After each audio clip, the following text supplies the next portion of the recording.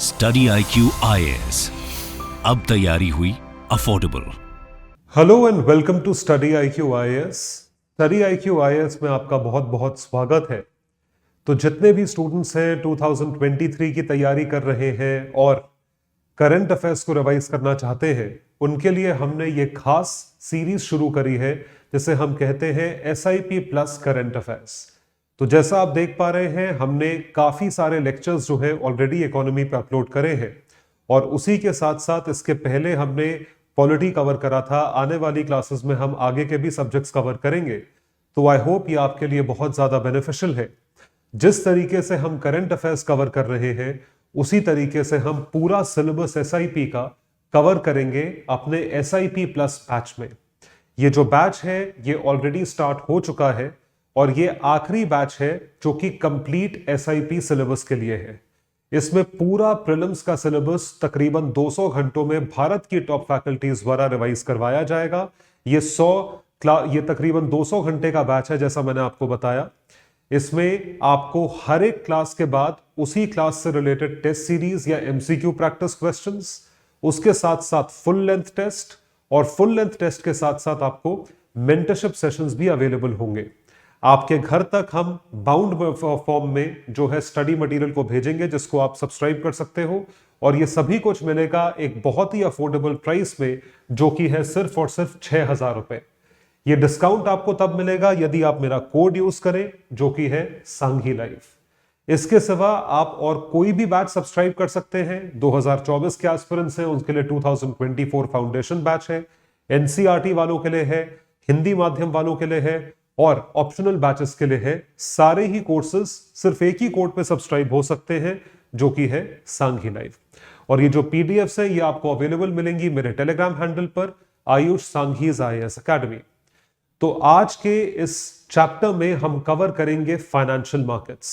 Financial markets, capital markets, money markets, stock markets, इससे related जो current developments हैं वो मैं कवर करूंगा यहां पे। तो आप ध्यान से सुनिएगा, ये सारे करंट अफेयर्स बहुत ज्यादा इंपॉर्टेंट है, they are highly important.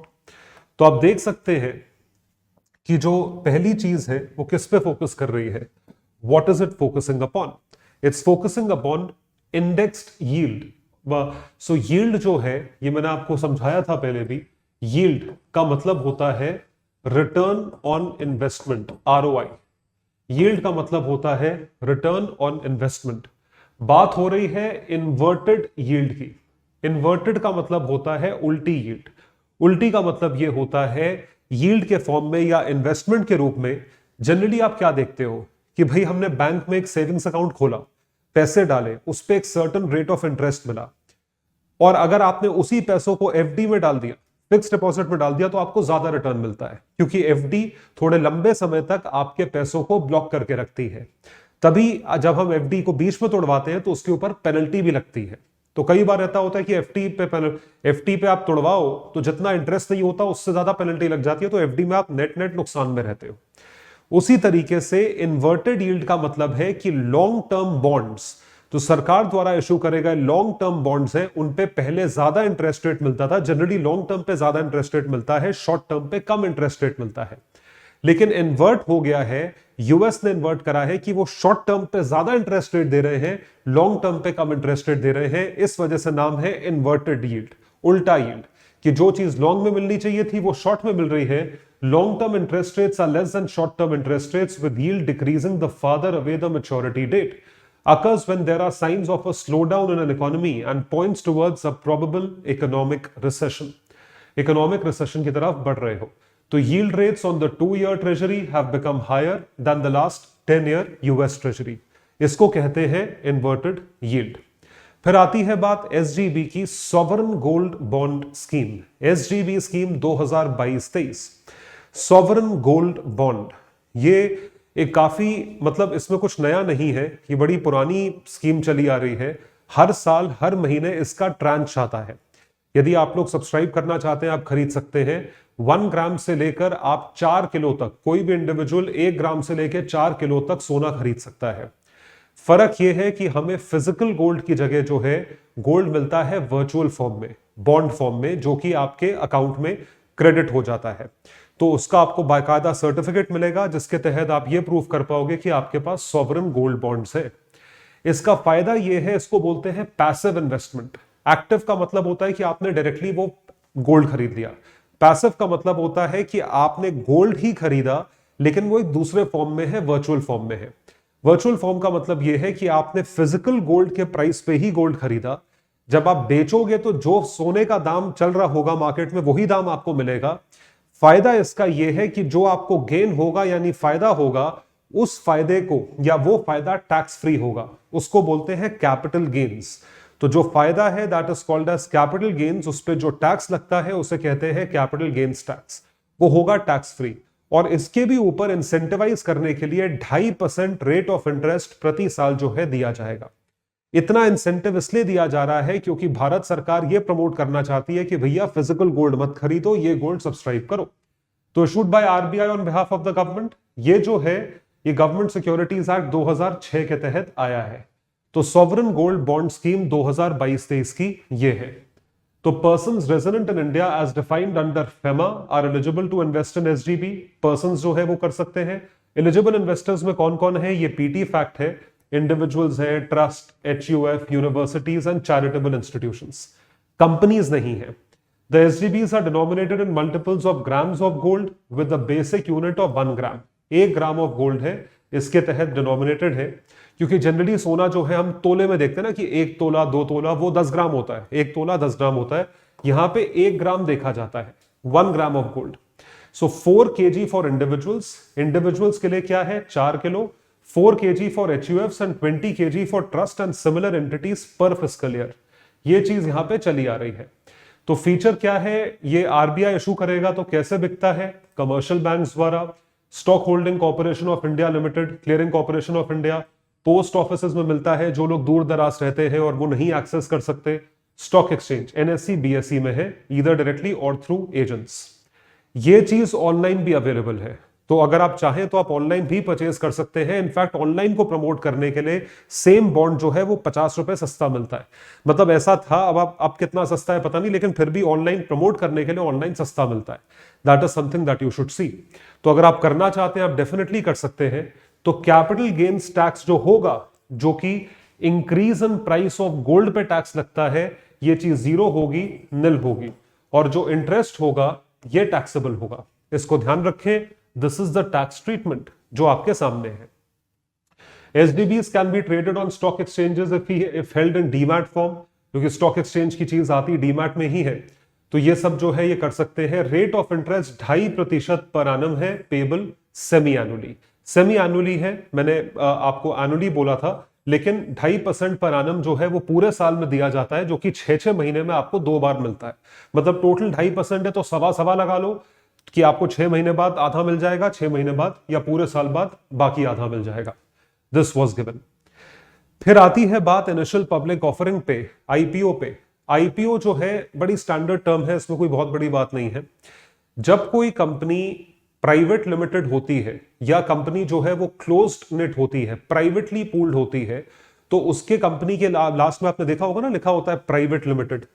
So the words mentioned are private limited, ये वर्ड्स मेंशन्ड रहते हैं। तो ये प्राइवेट ड्रॉप कर दिया जाता है, सिर्फ और सिर्फ ये टर्म होता है जिसको कहते हैं limited. It is only called as limited. तो लिमिटेड या प्राइवेट जो है वो ड्रॉप कर दिया जाता है, लिमिटेड कहा जाता है। तो इस केस में जब आप लिमिटेड कहते हो तो उसका क्या लॉजिक होता है, what is the logic? Logic ये है कि अब जो है, अब हम पहली बार अपने शेयर्स को स्टॉक एक्सचेंज पे लिस्ट करने जा रहे हैं, इसलिए वर्ड आता है इनिशियल। इनिशियल का मतलब होता है पहली बार। तो privately held company stock market में जाती है कंपनी फंड्स रेज करने के लिए by offering shares to the public और टू न्यू इन्वेस्टर्स। तो following IPO company is listed on the stock exchange and the company has to file its offer document with the market regulator SEBI. तो सेबी की compliances करोगे क्योंकि stock market SEBI द्वारा regulated है, और आप जो है आप आईपीओ में जा रहे हो। They can invest in IPO includes QIBs, qualified institutional buyers, FPIs, retail investors. All individuals who invest up to rupees 2 lakh in an issue are classified as retail investors, and those जो उससे ऊपर हैं वो HNIs हैं, वो ज्यादा पैसा invest करते हैं। तो इनिशियल पब्लिक ऑफरिंग IPO ये चीज है। फिर आती है बारी ग्रीन बॉन्ड्स की। ग्रीन तो अब आप मतलब समझ ही गए होंगे, इतने सालों से ग्रीन ग्रीन ग्रीन बात होती है। तो ग्रीन का मतलब होता है कि अगर मान लीजिए मैं कंपनी हूं, मुझे पैसे रेस करने हैं, मैंने बॉन्ड्स इशू करे जो कि डेट इंस्ट्रूमेंट होता है, और जिसने बॉन्ड्स खरीदे उसने पैसा दिया, वो पैसा मैंने प्रोजेक्ट्स में लगाया। फर्क इतना है कि जो जिन प्रोजेक्ट्स में वो पैसा लगाऊंगा वो सारे इको फ्रेंडली प्रोजेक्ट्स होंगे, तभी वर्ड है ग्रीन। इको फ्रेंडली का मतलब है लेस एमिशंस, लेस चीजें हैं। So type of debt security created for funding refunding projects which have positive impact on the environment, इसका पॉजिटिव इंपैक्ट देखा जाता है। तो ये सारी चीजें हैं। Framework complies with international capital market association green bond principle 2021, इसके तहत है। तो ग्रीन बॉन्ड्स, अब ये ग्रीन बॉन्ड जो है ये 2007 में इशू हुए थे यूरोपियन इन्वेस्टमेंट बैंक द्वारा। नवंबर 2008 में world bank became the first institution जिन्होंने ये इशू करा, and IFC issued the markets first global US dollar benchmark sized green bond. ये चीज इशू करी पहली global US dollar benchmark size green bond. Swedish property company Vasakronan issued the world's first green corporate bond back in 2013। तो being eco friendly या आप eco friendly हो, green bonds command greater credibility, thus relatively lower cost of capital vis a vis regular bonds. तो ये तो है command greater credibility, credibility ज्यादा है। तो देखिए ये आप चलता बिल्कुल सेम है कि डेट सिक्योरिटी मैंने इशू करी, मुझे पैसा मिला, अब वो पैसा मैं आपको वापस करूंगा सूद समेत इंटरेस्ट के साथ, तो सेम मैकेनिज्म हो गया। बट जस्ट जिन प्रोजेक्ट्स में आप कर रहे हो वो जो है वो इको फ्रेंडली प्रोजेक्ट्स है, ग्रीन इंफ्रा प्रोजेक्ट्स है। तो इस बेसिकली जब आप ग्रीन के नाम से क्लेम करते हो ना तो आपको पैसे आसानी से मिल जाते हैं, या आपके बॉन्ड्स जो है आसानी से बिक जाते हैं, ये चीज होती है। फिर आती है बात ऑयल बॉन्ड्स पे। अब देखिए क्या करा था पहले वाली सरकारों ने, ऑयल मार्केटिंग कंपनीज होती हैं, ऑयल मार्केटिंग कंपनीज को बॉन्ड्स इशू करे सरकार ने और उनसे पैसे ले लिए, क्योंकि सरकार को पैसे चाहिए होते हैं, कोई भी काम करना है पैसा चाहिए। ओएमसीज को बॉन्ड इशू करे, पैसे ले लिए, उसको कहा जाता है ऑयल बॉन्ड। तो वित्त मंत्री निर्मला ताई ने यह चीज बोली थी कि हमें अब वो बॉन्ड्स की रीपेमेंट करनी है सूद समेत। So oil bond is an IOU, IOU is a phonetic term of IOU कि मुझे आपको पैसा देना है। A promissory note issued by the government to the OMCs in lieu of cash. तो ये ऑयल मार्केटिंग कंपनीज को दिए गए और कैश ले लिया। These bonds were issued to the OMCs at a time when the government of India used to fix diesel and petrol prices. ये तब की बात है। So it acknowledges the existence of debt, basically उधार है, and IOU is often viewed as an informal written agreement rather than a legally binding commitment. लेकिन फिर भी क्योंकि सरकारी है तो वो एक तरीके से लीगली बाउंड ही हो गया कि आपको उसका पैसा वापस देना पड़ेगा। These are called as oil bonds. फिर आती है बारी ब्लू बॉन्ड्स पे। ब्लू बॉन्ड्स मतलब जो देश सी या ओशंस के बगल में होते हैं उनको कहा जाता है, तो वो कंट्रीज जब बॉन्ड्स इशू करती हैं तो that is termed as blue bonds. तो देखिए a debt instrument that is issued in support of investments in healthy oceans and blue economies. Blue economies का मतलब जो जैसे जो ओशंस के अंदर आइलैंड्स हो गए या उसके आसपास वाले देश हो गए, जैसे भारत हो गया, इतनी लंबी कोस्टलाइन है, तो ये इशू करते हैं, जो पैसा आता है वो पैसा जो है ब्लू इकोनॉमीज में या उनके इंफ्रास्ट्रक्चर में लगाया जाता है। India can deploy blue bonds in various aspects of blue economies like oceanic resource mining.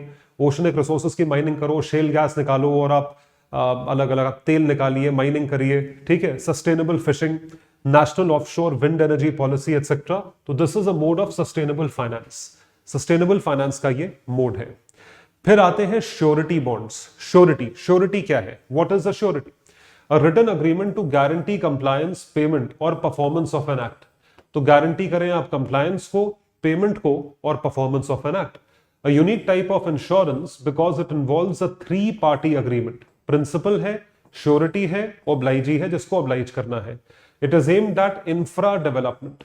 तो इंफ्रास्ट्रक्चरल डेवलपमेंट जो है उसकी तरफ एम करा है। Surety bonds protect the beneficiary against acts और events that impair the underlying obligations of the principal. तो basically बात यह है कि आप guarantee compliance, payment of performance of an act, कि मैंने आपको पैसे दिए, आपको यह काम करना है, ठीक है, उसकी श्योरिटी कोई और दे रहा है कि अगर यह काम नहीं करेगा तो मैं आपको पैसे वापस दे दूंगा। एक तरीके की गारंटी होती है श्योरिटी। तो प्रिंसिपल जिसने पैसे दिए, श्योरिटी जिसने गारंटी ली, और ओब्लाइजी जो जिसको काम करना है। तो बेसिकली एक गारंटी होती है, जैसे होता है कि आप बैंक में आप जाइए, आप लोन लेते हो, आपके नाम की कोई गारंटी लेता है, हम दोस्तों की गारंटी लेते हैं कि ये काम कर देगा, मेरी गारंटी है, उसको बोलते हैं श्योरिटी बॉन्ड। तो ये श्योरिटी के केस में भी चीज होती है। फिर आता है गोल्ड ईटीएफ। ये बड़ी बेसिक चीज है, अगेन पैसिव इन्वेस्टमेंट है ये। तो gold ETF exchange traded fund, basket of securities that trade on an exchange just like stock. जैसे शेयर्स ट्रेड करते हैं उसी तरीके से एक बास्केट ऑफ सिक्योरिटीज है, म्यूचुअल फंड की तरह। It reflects composition of an index. जैसे सेंसेक्स एक इंडेक्स है, 30 कंपनी से सेंसेक्स बना है, तो ईटीएफ भी कई सारी कंपनी से बनता है। आपने सुना होगा भारत 22 ईटीएफ। भारत 22 ईटीएफ जो है वो बना है 22 पब्लिक सेक्टर अंडरटेकिंग्स के शेयर्स से, ऐसी इंडेक्स बनाई गई है। Like BSE Sensex, it the trading value is based on NAV of the underlying stocks that it represents. So ETF share price fluctuate all day as it is bought and sold, कि जब खरीदा और बेचा जाता है। तो एक gold ETF unit is equal to 1 gram of gold and is backed by physical gold of very high purity. तो मतलब एक अंडरलाइंग एसेट है कि अगर मैंने 1 ग्राम सोना खरीदा तो इट इज बैक्ड बाय, तो अगर वो बॉन्ड को कुछ हो जाता है तो मुझे 1 ग्राम सोना मिल जाएगा, इसका ये मतलब हुआ। तो gold ETF aims to track the domestic physical gold price of passive investment instruments. ये पैसिव इन्वेस्टमेंट इंस्ट्रूमेंट्स। तो these are passive investment instruments. Passive का मतलब ये हो गया कि एक्टिवली आपने वो चीज ना खरीद के एक बाईपास निकाल के कुछ और खरीदा है, जो है वही लेकिन वो किसी और फॉर्म में है, किसी और रूप में है। Passive funds, new norms for constitution and disclosure of passive funds. They are investment in instruments which replicate a market index or specific market segment like ETFs and index funds. तो ETF और index funds यहां पे आते हैं। Passive funds. Impact investing, ये एक चीज है, ये एक नया टर्म है, आपको पता होना चाहिए कि impact investing क्या है, कि impact किस चीज का होता है। What is it that creates an impact? Impact किस चीज का होता है, impact किस चीज के थ्रू क्रिएट होता है। तो when we talk about impact, जब हम इंपैक्ट के बारे में बात करते हैं तो उसमें हम क्या चीज ले रहे हैं, हम क्या चीज ले रहे हैं, क्या चीज देख रहे हैं। तो इंपैक्ट इन्वेस्टमेंट, कि आप इन्वेस्टमेंट ऐसी चीज की जगह करो जिसका सोशलिस्टिक इंपैक्ट हो। Investments made into companies, organisation and funds with the intention to generate a measurable, आप जिसको मेजर कर सको, बेनिफिशियल सोशल और environmental impact alongside a financial return. Financial return तो है ही, क्योंकि हम क्या कर रहे हैं, हम इन्वेस्ट कर रहे हैं। तो इन्वेस्ट कब कब करेगा आदमी, रिटर्न पे करेगा। भाई एनजीओ थोड़ी है, चैरिटी थोड़ी कर रहे हो, इन्वेस्ट कर रहे हो ना, तो फाइनेंशियल रिटर्न है। अब इसके साथ साथ आप क्या देख रहे हो, मेजरेबल, बेनिफिशियल, सोशल और इकोनॉमिक इंपैक्ट, ये चीज है। This is called as impact investment. Educate girls development impact bond, कि जो आपने बॉन्ड इशू करा उससे लड़कियों को पढ़ाएंगे, गर्ल्स डेवलपमेंट, या उनका इंफ्रास्ट्रक्चर डेवलप करेंगे। Seed funding in health care, health care के लिए, हेल्थ केयर सेक्टर के लिए सीड फंडिंग है। अब ये जो हॉस्पिटल होगा, ये सरकारी अस्पताल या ये ऐसा अस्पताल नहीं होगा जहां पर आप सोशल सेक्टर चीजें प्रोवाइड कर रहे हो, आप पैसे लोगे तभी इन्वेस्टमेंट का रिटर्न निकलेगा। तो 2018 में about 67%, 67%, which means 2/3 of impact investors invested their money in agriculture and education, followed by energy and microfinance. Energy और माइक्रो फाइनेंस के बाद ये चीज आती है। So this is done. फिर आता है market infrastructure institution. Market infrastructure institution की जो मार्केट एरिया है उसका इंफ्रास्ट्रक्चर, उसका इंस्टीट्यूशनल एरिया कैसा है। SEBI recently emphasized that the National Stock Exchange is a systemically important market infrastructure institution. ये है NSE जो है वो क्या है, MII है, Market Infrastructure Institution। तो NSE, BSE are MII. Stock exchanges, depositories and clearing houses are all market infrastructure institutions and constitute a key part of vital economic infrastructure, obvious सी बात है। तो ध्यान रखें, स्टॉक एक्सचेंजेस NSE, BSE हो गए, depositories जो है CDSL, NSDL, अभी CDSL भी आएगा, ये है डिपॉजिटरी पार्टिसिपेंट्स, जहां पे हमारा डीमैट अकाउंट खुलता है या जहां जो डीमैट अकाउंट मेंटेन करते हैं। क्लियरिंग हाउसेस, तो ये MII में आते हैं। Well functioning MII constitute the nucleus of the capital allocation system, जो कि जरूरी है। तो भारत के स्टॉक एक्सचेंजेस में SEBI list 7 including the BSE, NSE, multi commodity exchange of India and the metropolitan stock exchange of India, ये चीज listed है। तो जैसा मैंने आपको बताया, CDSL, NDSL या NSDL, ये जो है डिपॉजिटरीज है, इसमें दे आर डिपॉजिटरीज। फिर आती है बात वाटर ट्रेडिंग पे। Process of buying and selling water access entitlements, also often called as water rights, पानी के राइट्स। तो सेलिंग वाटर एक्सेस, की पानी को एक्सेस करना है, उसके एंटाइटलमेंट्स खरीदना बेचना। तो वॉलंटरी एक्सचेंज और transfer of quantifiable water allocation between willing buyer and seller, ये हमारे लेवल पे नहीं होता, this happens at a more institutional level. तो जैसे ऑस्ट्रेलिया, चीले, यूएसए में हो चुका है, वैसे यहां भी होता है। 2020 the first tradable water price futures index was launched on Chicago stock exchange. तो ये चीज बाहर ट्राइड एंड टेस्टेड है, जहां पे आप इस चीज को एक्सचेंज करते हो। तो अब देखते हैं भारत में कैसे होता है कि आप इसे एक्सचेंज कर सके, वाटर राइट्स को एक्सचेंज कर सके। How does it happen in India, ये चीज है। फिर बारी आती है सोशल स्टॉक एक्सचेंज पे। स्टॉक एक्सचेंज जो कि पैसा लेता है सोशलिस्टिक ऑब्जेक्टिव्स को पूरा करने के लिए, बहुत जरूरी है। तो फॉर प्रॉफिट एंटिटीज में raise funds through equity, debt, development impact bonds, social venture funds.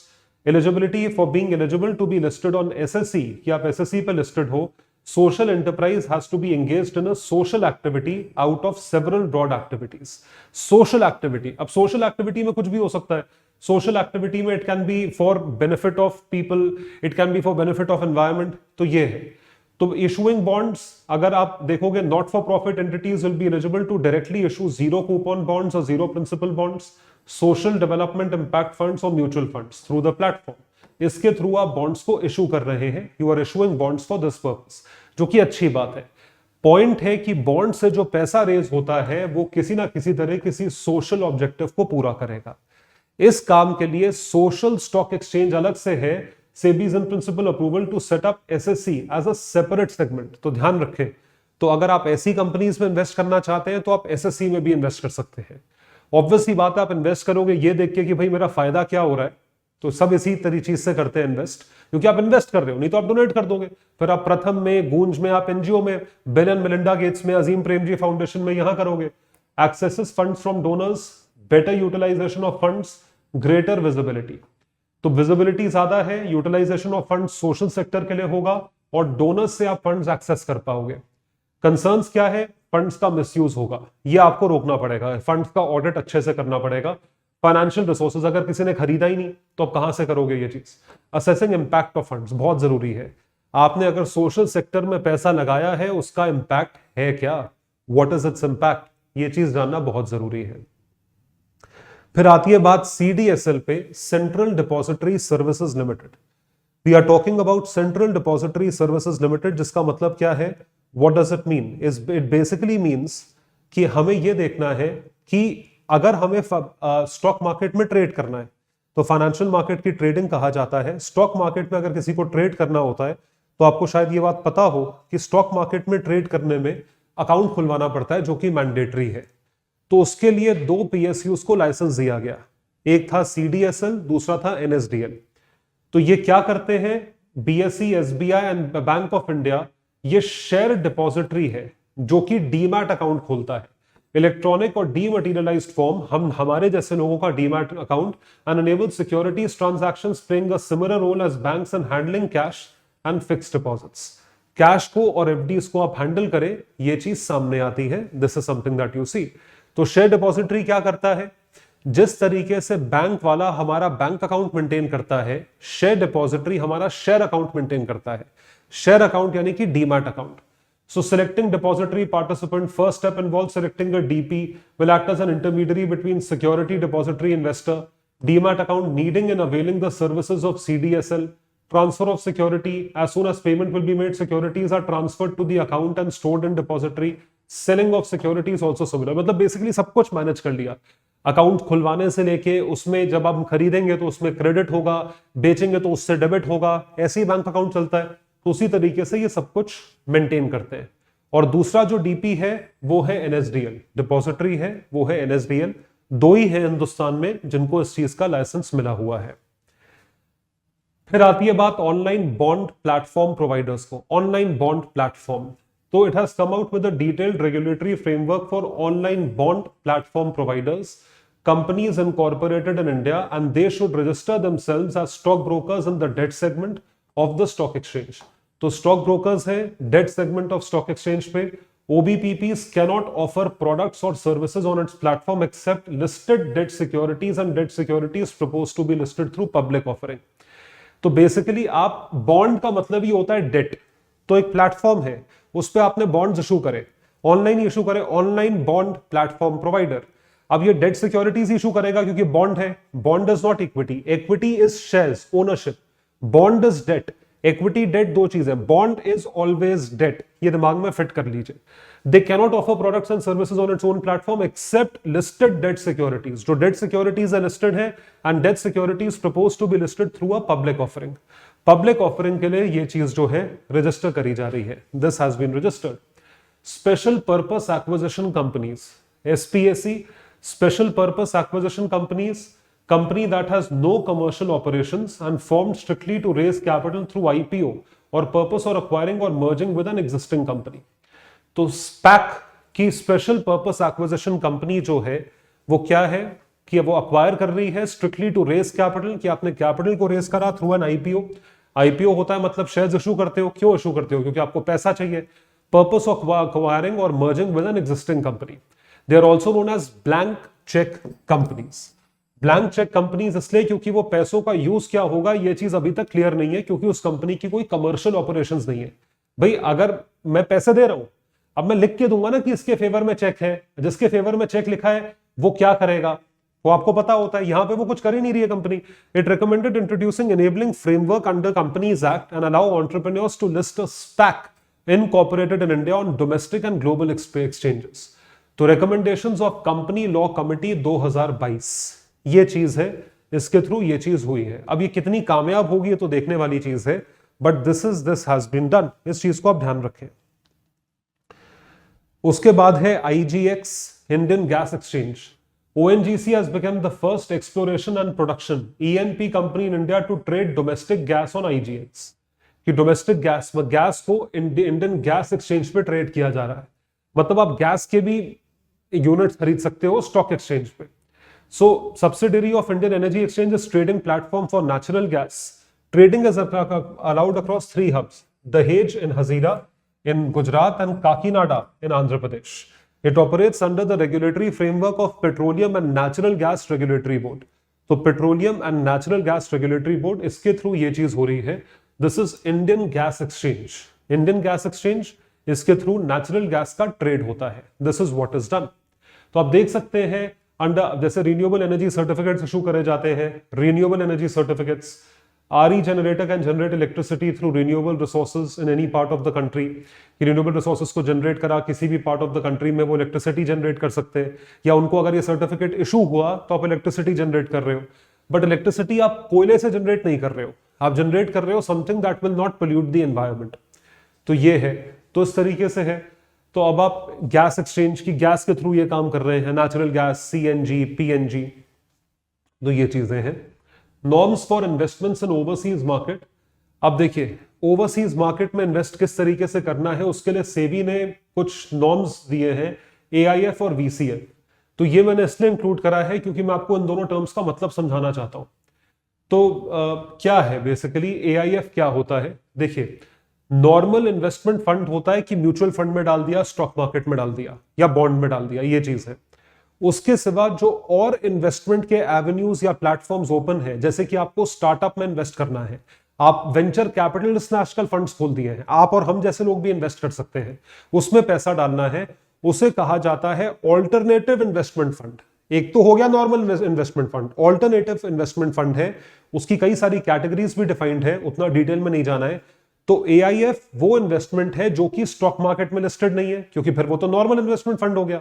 उसको कहा जाता है प्राइवेटली पूल्ड इन्वेस्टमेंट, कि 10 लोगों ने मिलकर एक फंड बनाया, उसको बाकायदा रजिस्टर करवा के आप इन्वेस्ट करते हो बिजनेस में, तो उस फंड को AIF कहा जाएगा। Hence, established or incorporated in India, which is privately pooled investment vehicle that collects funds from sophisticated investors, basically जिनके पास पैसा है, whether Indian or foreign, for investing। Investing के लिए ये पैसा जो है करते हैं। इसकी कैटेगरी होती है 1, 2, 3 करके, तो कैट 1, कैट 2, कैट 3 ऐसे करके होता है, आप देख सकते हैं।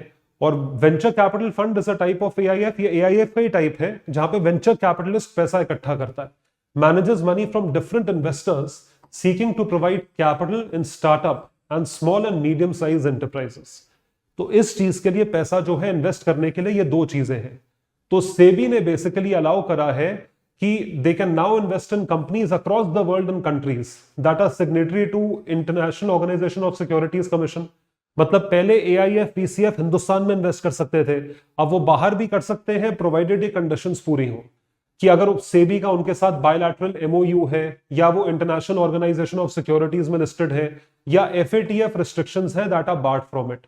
तो ये सारी चीजें हैं, इसके थ्रू इन्वेस्टमेंट की जाती है। This is how they invest, investment इसके थ्रू की जाती है।